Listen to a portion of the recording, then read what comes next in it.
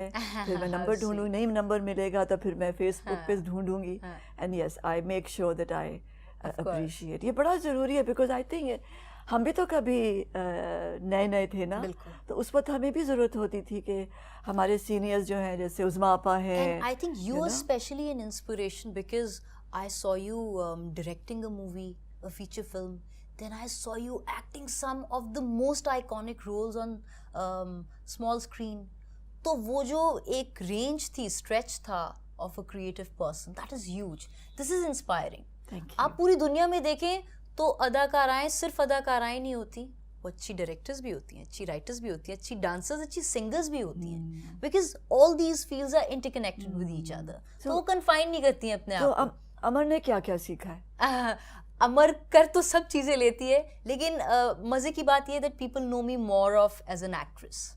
But yes, writing is very much on the cards. Direct भी कुछ short films भी, बल्कि इस साल के एंड पे I am making my feature film जिसका नाम है दम मस्तम, जिसे मैंने लिखा है एहतशामुद्दीन, जिन्होंने इससे पहले माहिरा की सुपरस्टार बनाई और उडारी जैसे आइकॉनिक ड्रामास बनाए, वो इसके डायरेक्टर हैं. Adnan Siddiqui is the producer, so I am also acting in it and Imran Ashraf is my hero. अरे वाह.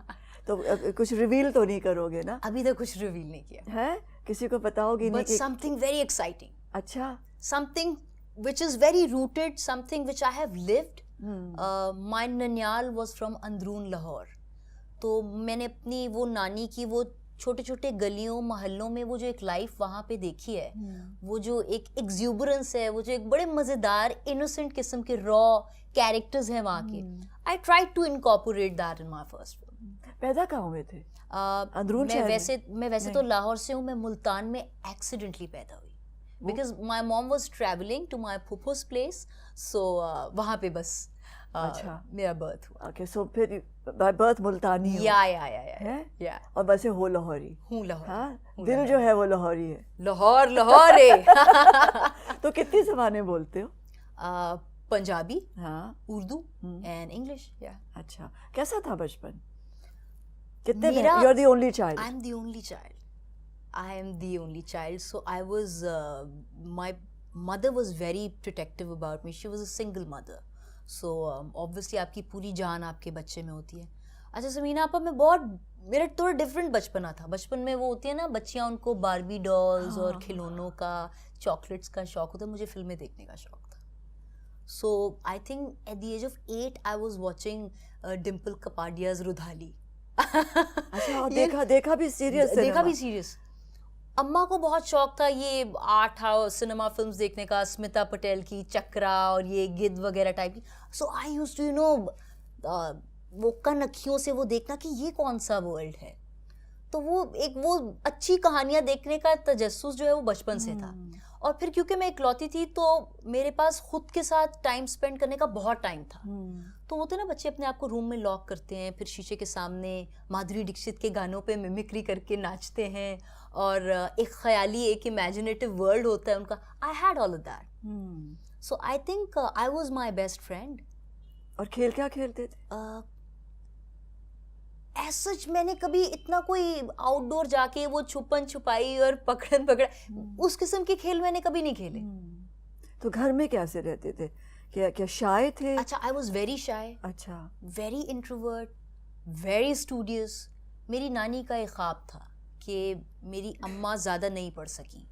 वो हालात ऐसे थे कि वो अफोर्ड नहीं कर सके उनके पेरेंट्स उन्हें पढ़ाना. तो मेरी नानी ने मेरी अम्मा से एक प्रॉमिस लिया था कि आप इसको बहुत पढ़ाओगी.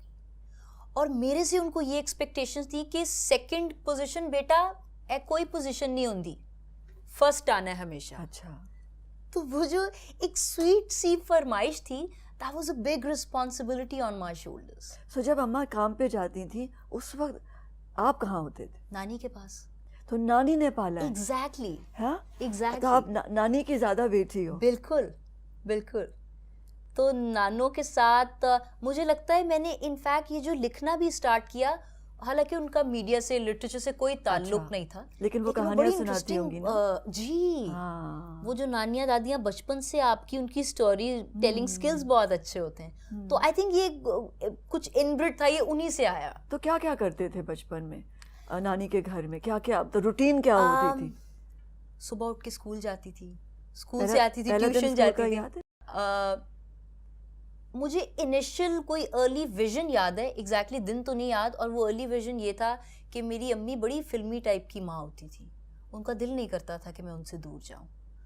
तो इन केस वो शूट पे नहीं होती थी और जब घर होती थी और जब वो मुझे तैयार करके सॉक्स वगैरह पहना के और पोनी शोनी करके स्कूल भेजती थी, तो वो रोना स्टार्ट हो जाती थी कि ये जो तुम ये 5-6 घंटे के लिए जा रही हो, ये नहीं मेरे से बर्दाश्त हो। तो एक बड़ा फिल्मी सीन होता था कि नानी कह रही है नहीं उसको टाइम पे जाना है स्कूल, और अम्मा वो बड़ी मजलूम माँ की तरह जो है वो आंसू बहा रही हैं। So it was a very funny बचपना एक्चुअली फ्रॉम अम्मा's साइड। आप क्या कहते थे? मामा कोई बात नहीं मामा, मैं आ जाऊंगी। हाँ, मुझे लगता है मैं बहुत रिस्पॉन्सिबल थी। तो मैं उनको जरा दिलासा देती थी कि नहीं रोए नहीं, मैं इधर ही हूँ, मैं कहीं नहीं जा रही। सवाल क्या क्या होते थे जो अम्मी से पूछती थी? मुझे लगता है उनके ज़्यादा सवालात होते थे।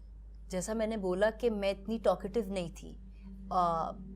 काफ़ी लोग उन्हें जानते हैं कि वो माशाल्लाह she is very loud mouth and outspoken and typical like a Punjabi woman, has her comical timing in sync. तो उनके सवालात बहुत होते थे, मेरे इतने नहीं होते थे। मैं सिर्फ आई थिंक सुनने के एंड में थी। तो क्या क्या वंडर करते थे कि अम्मी कहाँ जाती हैं, ये क्या दुनिया है? अच्छा, मुझे और अम्मी you know all the friends को थिएटर में भी आई एम श्योर अम्मा लेकर गई होंगी। बिल्कुल बिल्कुल बिल्कुल। अच्छा नहीं, मैं अम्मा के साथ कभी उनके किसी ड्रामा, किसी थिएटर के सेट पे कभी टीवी के सेट पे नहीं कभी टीवी के सेट पे नहीं गए। सिर्फ सिनेमा गए बस? हाँ, और वो भी क्योंकि फैमिली के साथ, कभी दोस्तों के साथ, जब अपने आप OA लेवल्स में जाते हो तब सिनेमा भी गई, वरना अम्मा के साथ मैंने कभी उनके प्रोफेशनल फ्रंट पे उनको नहीं देखा। क्योंकि हमने भी तुम्हें नहीं देखा। हाँ जी, एग्जैक्टली, हमने नहीं देखा तुम्हें, क्योंकि वो पढ़ाई के साइड पे शायद ज्यादा रुझान था और नानों के पास ज्यादा रही। अम्मा जो है वो she was obviously she had to earn for me and herself, so she had a great struggling period actually. She was, उन्होंने अपनी आधी जिंदगी मुझे लगता है एक चप्पल में, एक इतनी डोमिनेटिंग इंडस्ट्री में गुजार दी, only because she had to earn a living for me and educate me, pay my expenses. तो मैं बल्कि आपका जब शो भी देखती हूँ तो मैं देखती हूँ कि हर एक की बड़ी इमोशनली ड्रिवन इंस्पायरिंग स्टोरीज होती हैं, स्ट्रगलिंग टाइम पीरियड होता है। मुझे ऐसा लगता है मेरे पास ज़्यादा इसलिए नहीं है क्योंकि मेरे से एक जनरेशन पहले ने बहुत स्ट्रगल किया, और I think I am blessed and privileged कि शायद मुझे इतना स्ट्रगल नहीं करना पड़ा। मतलब मेरे लिए शायद मैक्सिमम स्ट्रगल ये थी कि ये जो 4 रोज़ मुझे ऑफर हो रहे हैं, मुझे ये भी नहीं पसंद, मुझे ये भी नहीं पसंद, तो अब कौन से वाला चूज करूं? सो नो लाइक अल्हम्दुलिल्लाह I thought I was blessed that way. तो नानो स्कूल लेके जाती थी, वो छोड़ती थी, वो पिक करती थी? जी जी जी जी। So, सारी शरारतें नानो के साथ, वो नानो को सारी शरारतें नानो के साथ। इतनी शरारती नहीं थी मैं, क्वाइट थी, पर जो भी, मैं बहुत रोंदू बच्चा थी, मैं बहुत रोती थी बचपन में, मैं बहुत चिड़चिड़ी, रोंदू, बहुत ज़्यादा बीमार हो जाने वाली, ओवर्टली सेंसिटिव। मुझे स्टमक का बड़ी देर तक इशू रहा क्योंकि मैं सोचती बहुत थी। हालांकि और पलंग के नीचे बैठ के सोचते थे या राइटिंग टेबल के या पर्दे के पीछे? नहीं, अपने बिस्तर पे लेट के अपने वो जोन में सीलिंग की तरफ पंखे को देख के भरपूर सोचती थी। क्या सोचती थी? बहुत सारी चीजें, बहुत सारी चीजें। I think more about my mother, that you know seeing her and seeing somebody so real life hero like her, I think सबसे ज़्यादा तो वो सोच। उसके बाद बाकी सब नॉर्मल जो इंसान चीज़ें सोचता